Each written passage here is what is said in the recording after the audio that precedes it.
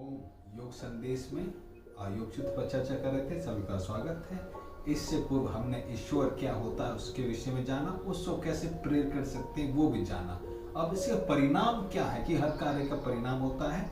तो महर्षि जी अपने एक सूत्र में ये बताते हुए कहते हैं कि प्रत्येक चेतना अधिगम्पो अंतराय भावश्च, अर्थात उस ईश्वर परिधान का परिणाम रिजल्ट ये है कि अंतरात्मा का साक्षात्कार हो जाता है, साथ ही विघ्नों का अभाव हो जाता है।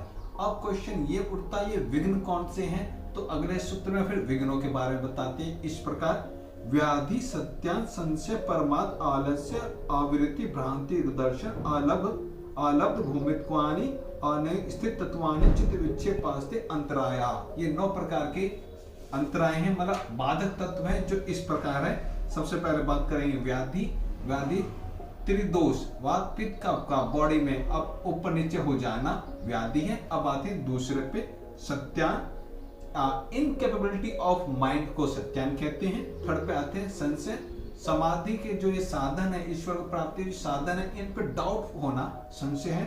चौथा आते हैं परमाद की योग साधन की हम इग्नोरेंस ऑफ द योग रिसोर्सेज या साधन को परमाद कहते हैं। आते हैं आलस्य, कैपेबिलिटी तो है इंसान में काम करने की पर वो आलस्य के कारण कर नहीं पा रहा।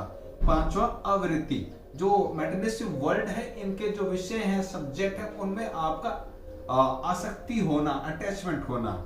और फिर है भ्रांति दर्शन, मतलब मिथ्या ज्ञान अपोजिट के योग साधन के जो साधन है जो ईश्वर प्राप्ति के हैं ये गलत है, इनमें बिलीफ सिस्टम ना होना।